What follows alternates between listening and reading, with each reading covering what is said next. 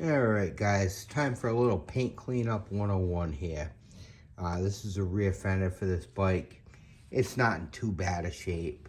I gave it a quick wash and everything, but it's still got a lot of oxidation and whatnot on it. So I'm going to show you a little trick that I learned.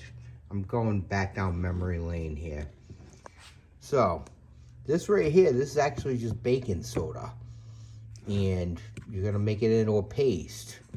Alright, I'm going to take some, smear it on a fender, like so. You're going to let that sit a few minutes. That's going to actually knock some of the oxidation out of the paint. It'll loosen it up, and I can't believe that I did not remember this part when I've been working on mowers. This is something I learned at a very young age. These brackets do not want to come off. These screws just don't want to budge. I don't have any more screws. Other than that, I'd cut them right out of there. But anyway, we're just go ahead and let that, let this little concoction sit on there for a second. We're gonna wipe that down.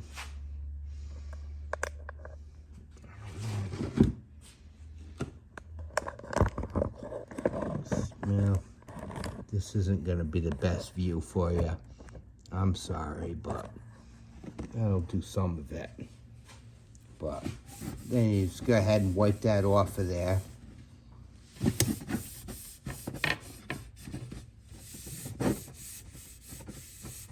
Stuff actually works good. I'll give you a peek in a second here. Show you what it looks like once that's just baking soda, and it's gonna bring the, get the dirt and the corrosion right out of the paint. So then we're gonna go ahead and take this is my Meguiar's compound. This is one of the better ones I've used over the years. So we're gonna go ahead and put a little bit of that on there.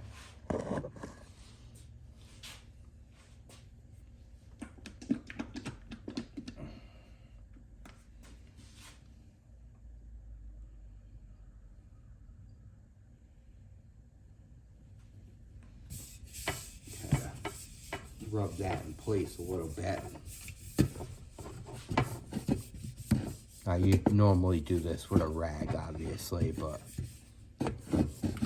we're being primitive today. I'm going back down memory lane here. So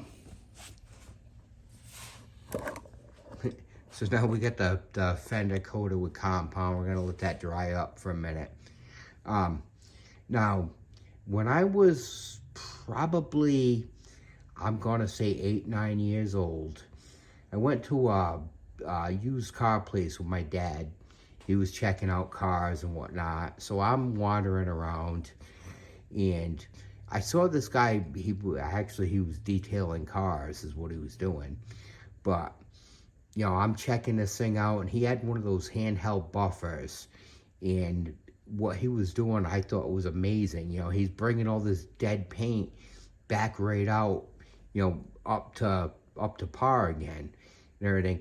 And instead of the guy, being a jerk and telling me to buzz off or whatever, he was actually talking to me. He was explaining to me what he was doing, why he was doing it and everything. He actually even let me run the buffer for a second, which I thought was really cool. So, I'm watching this paint just come right out, all this beautiful paint and everything.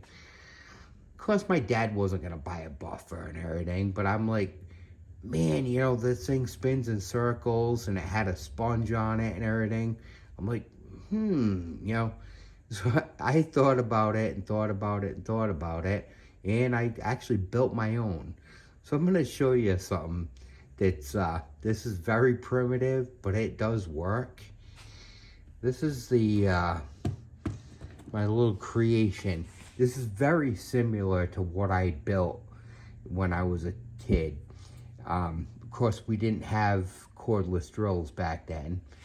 And this right here, this is a paddle bit off of it's for drilling holes in wood. And I sliced a thing in a sponge and put it on there and clamped it down with a hose clamp. Very, very similar to what I did when I was a kid. And it did work, and it'll work again. But it's just something, don't ever, if you want to do something, just try it out. You got nothing to lose. So, but yeah, this is my little paint thing, Paint Saver 2000. I don't know what you want to call it. But anyway, I'm going to go ahead, what I did, one of the things that the guy showed me, you're going to go ahead and spritz a little water on the sponge, like so. And we'll go ahead and blast it off. And then we'll go ahead and I'll hit this thing with the thing. Hopefully it doesn't spray all over the camera.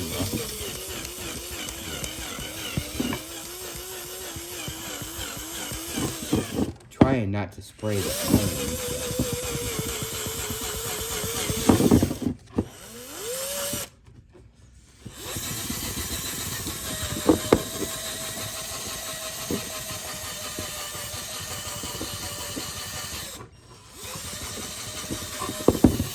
I'm just going to do part of this because I have a feeling this thing's probably spraying all over the place. But then you take yourself a nice rag, wipe it down. There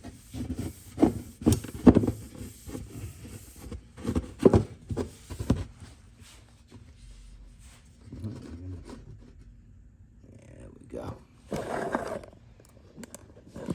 And you got yourself a pretty clean surface there. I mean, not perfect by any means, but, for something that's been sitting around a while and everything. We still got some rust to go over here, but there's nothing I can really do about that. But anyway, here's the frame. I did, I did from the seat bar up, doing that same method, so I just wanted to show you. They come out pretty nice. There's that bottom bearing cup I was telling you about that was all rusted up and everything. I put it back in place. There's your top one and everything. So you got that. Then if you go to the back here, that has not been touched yet. Hopefully you can see the difference in them. But anyway, figured I'd share that with you anyway. And like I said, it was a little trip down memory lane for me. So I'm going to do a little more cleaning up here, and then we're going to go ahead and put this, start bolting this thing back together. So hold on. All right, guys, she's all cleaned up and ready to put back together. So we're going to go ahead and start on this thing. I'm going to try and film it as best I can, and we're going to go from there with it. But anyway, we got the frame and the cups all cleaned up and everything. The fork's all cleaned up. Your bottom, the I don't know, race, I guess you want to call it. That's all cleaned up. So what we're going to do here, give me a second.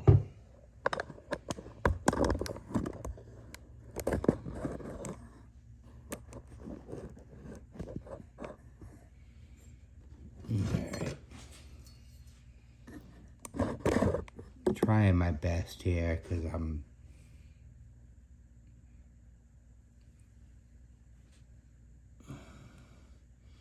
all right. So you got your forks. Here's the bottom set of bearings. Now the key to this is on your bearings you're going to have your side where your balls are facing out. And then you're going to have your flat side. Now, the ones where the balls are facing out, that's what always goes into your cups. So, on this bottom one, you're going to slide it in as such. Go like so.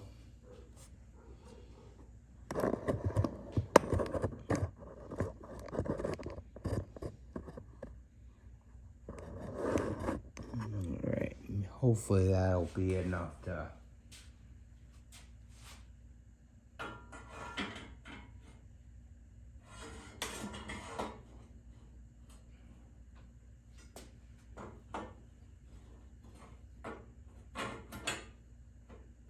go like that. Then your top bearing again, the ball's gonna face down into the cup.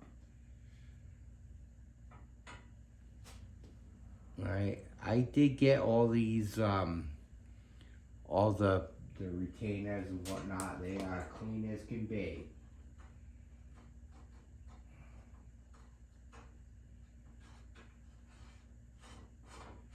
We're gonna go ahead and tighten that up.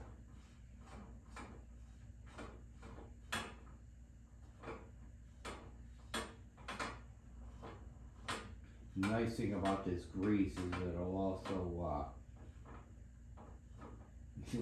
we're gonna get a little bit on the paint and whatnot, but yeah, it's not gonna hurt it any.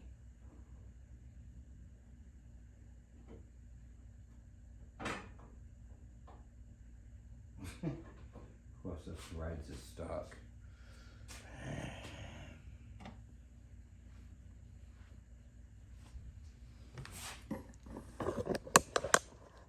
Anyway, that's what you want it to kind of look like.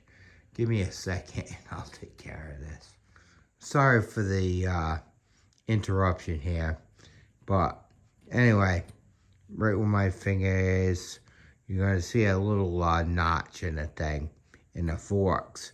That's where your locking nut's going to sit.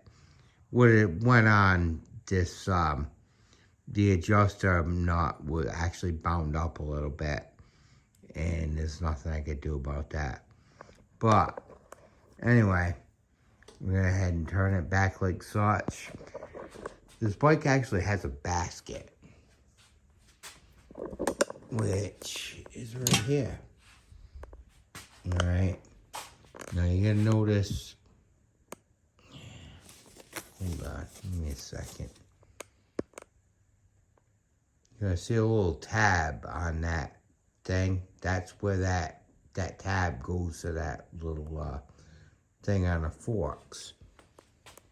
So, and of course it's not gonna, there it goes. All right. Yeah, of course it's gonna, with the weight, it's gonna slide over there. And then there's another one. Same thing. That's gonna fit right on there as well.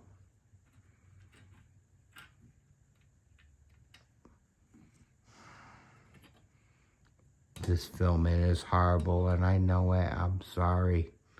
Just trying to get some of this stuff done. Hey guys, I'm sorry. Those last two clips were absolutely terrible. I realized they didn't show a whole lot of everything, but I just want to show you the final assembly of this fork setup. So we got that. You got your bottom cup. Everything's all, you know, back where it belongs and whatnot. Got the neck back in there. I didn't show that part, but what I did is I went ahead and ran that neck through the wire wheel. Give it a good shot of clear coat, and you know, now it's all ready to go. Here's your seat post with the clamp and everything. You know, as you can see, we still got the paint looking pretty good and everything. What I'm gonna do now, I'm gonna go ahead and put these fenders back on this bike, and then we're gonna flip it over, and we're gonna start putting a crank assembly back together, and we'll go from there with it. So, just stay tuned. All right, guys. So we got the main frame all put back together and whatnot. We got the fenders and all that other good stuff. As you can see, we got the bearing cups. They're about as clean as they can be. The other side's the same and everything. We have a nice shiny sprocket here.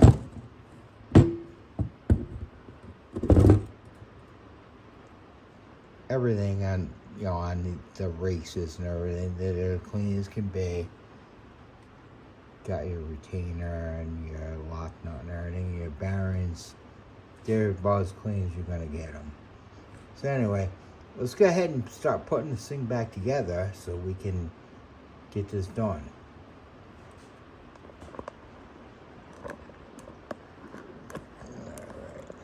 I'm gonna have to, and this will be the last video you see with the sound so horrible, because I actually did get a mic that will take care of a lot of these issues. But anyway, let's go ahead and put this sprocket assembly back in here. Gotta get it just right, and we'll slide right in, like so. As I said, your bearings are always going to go in with the balls facing the cup.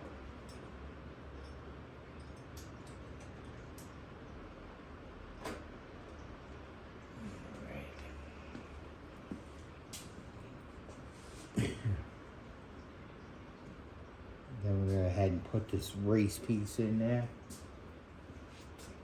As I mentioned in the beginning, this whole deal is opposite threads of what we normally, you're normally used to. So it takes a minute.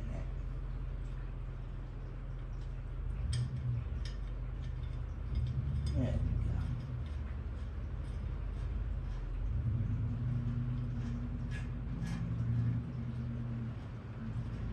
So you gotta get that kind of snug down a little bit.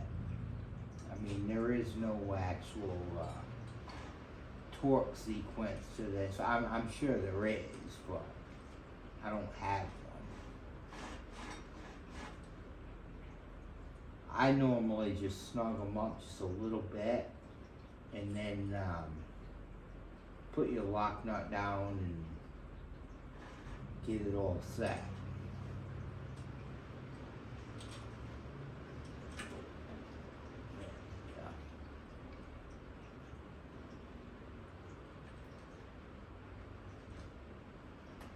Kind of tricky to do this on video. I think a lot of it is a little knack that you would, normally you'd understand it better if you actually did it by hand.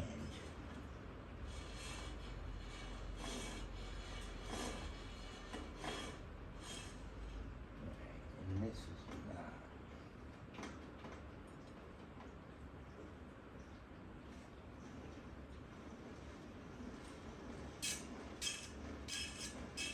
as you can see, this thing's spinning pretty good.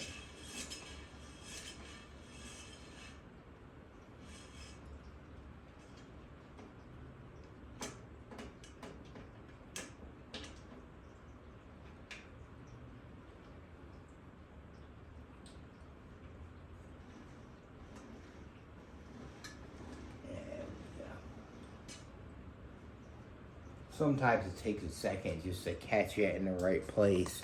It's really not all that difficult, other than me doing the nonsense that I do, fortunately.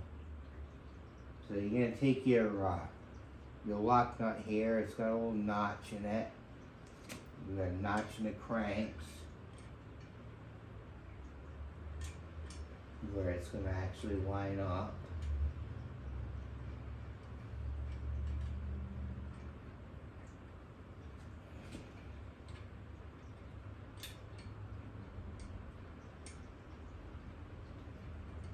It's not going to line up right now because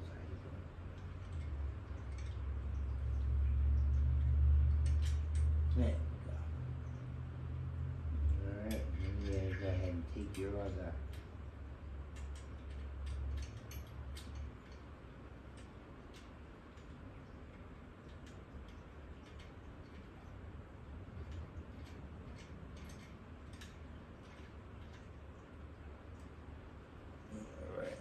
So, I'm gonna go ahead and lock it out. You want to leave that thing a little bit loose. And then it's going to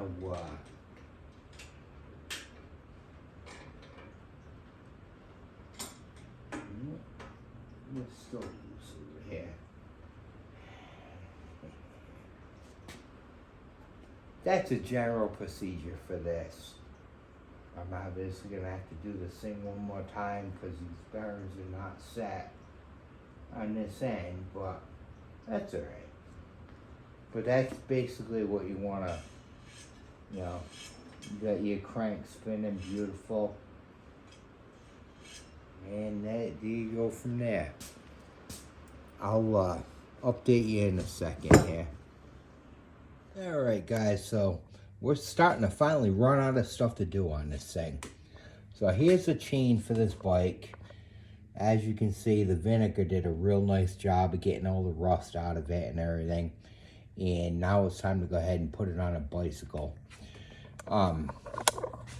So, let me give you a quick overview of what a master link looks like.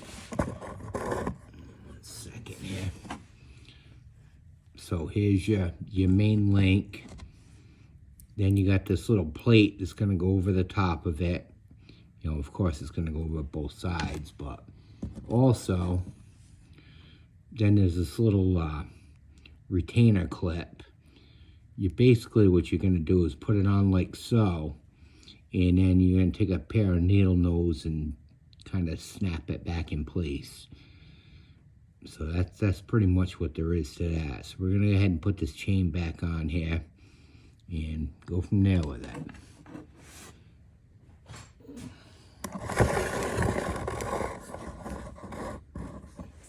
Alright, hopefully that'll be enough where we can see everything.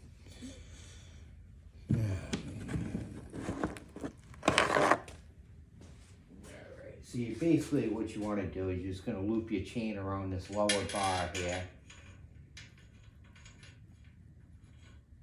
And go ahead and slide the end link into place. Like that. Then we're going to grab our the little clip and the thing and the little plate and the retainer clip.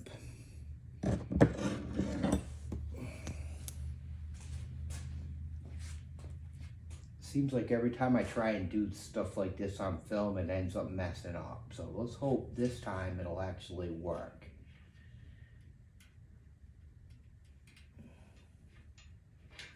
All right, that one on there. Nice.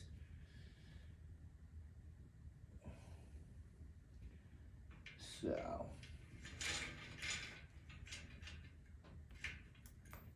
And there we go. I just dropped a clip. Luckily, it was somewhere I could find it easily. For a change.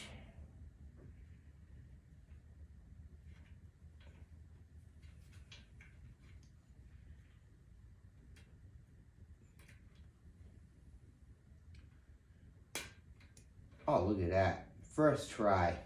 Went right on there. Nice. Alright, so we're going to go ahead and loop it around the sprocket.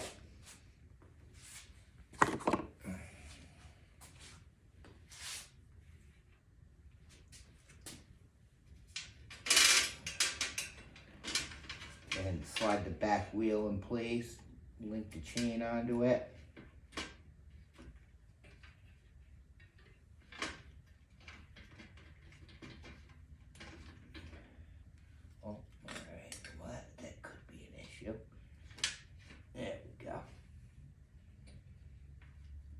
So now with the wheel loose, what you want to do is go ahead and get this, the brake arm in place. Go ahead and throw the bolt in there.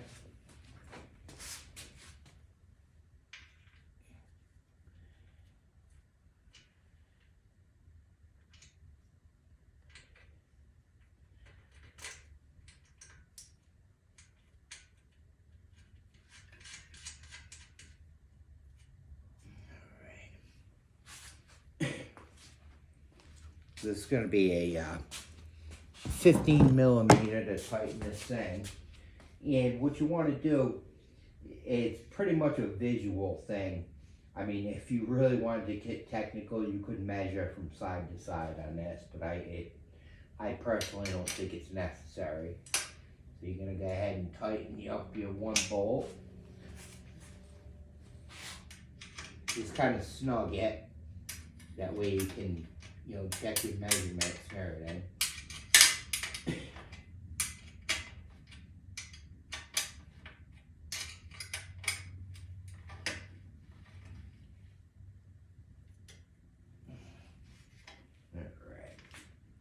Hey, we don't even have any fender rub right now. All right. So I got this chain. It's tense, but not, you know, not crazy. But look at that. And we got our brakes. Perfect. I might have to retension that a little bit. But that's pretty much all there is to the rear wheel. Like I said, I'll go ahead and work on that in a little bit here. And your front wheel's no different. You got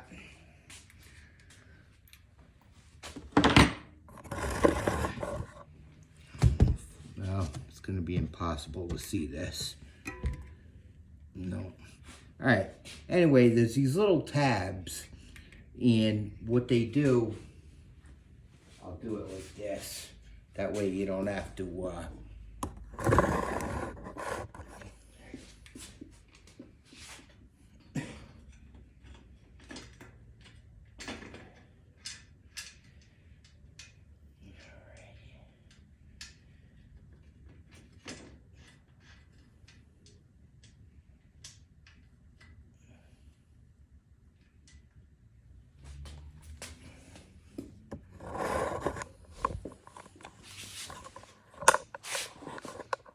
the little tabs there, and the hole goes, the little tab actually goes in a hole in the forks like such.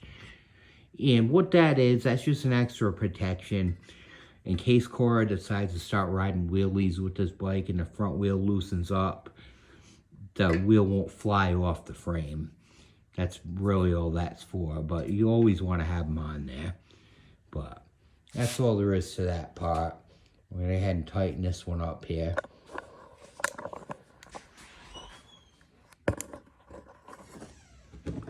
Again, this is a 15 millimeter.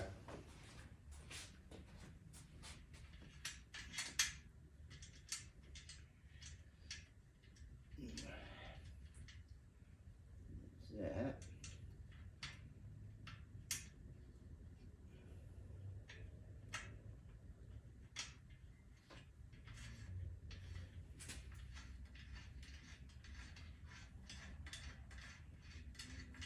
Just, you know, other than lining up, I gotta line the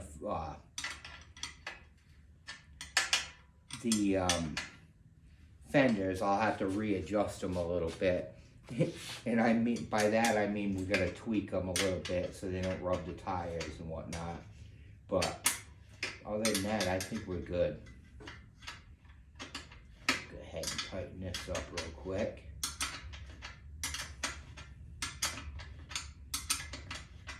And as I said, normally I would redo both of these rims, but I know, you know, I know the history on this bicycle, so I knew it hadn't sat out for a long time, so we'll go ahead and I'm gonna go ahead and leave them.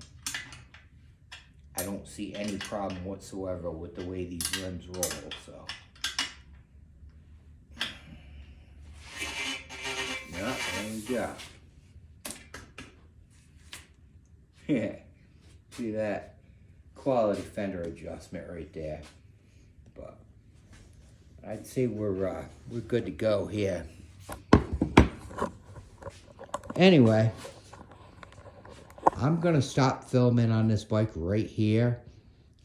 I got a little bit left to go. I gotta do the chain guard. Well, I gotta flip it back up, obviously. Chain guard, kickstand, and she's got some accessories for this bike she wants me to add on to it, which I will be doing. But the next time you see this bike, it's going to be completed and it's full, and we're going to do a reveal with my friend Cora, and she's going to be seeing this bike for the first time. So you want to stay tuned, and we'll go from there with it. Hey guys, so let's go ahead and it's time to do the reveal. This is Miss Cora, longtime friend, longtime co-worker, the whole bit, and it's time to do it. You ready to see this thing? I'm ready to see it. All right. So normally that TV show would say, you know, driver move that bus or whatnot and everything, but instead we're just gonna fire up the garage door. That'd be a lot easier. Oh, There we go. it's beautiful, Barbie. Thank Yeah. you. We got a brand new Barbie bike Great. Thank you so much. Some of you people Cora named this bike the Barbie bike from day one. Because it's pink. Yeah. Oh, and That has it's like the little, Barbie that they take to the real world. Yeah. So we're gonna ride off to the real world. Exactly. But All right. Well, thank you I so think I got much. the seat set up pretty much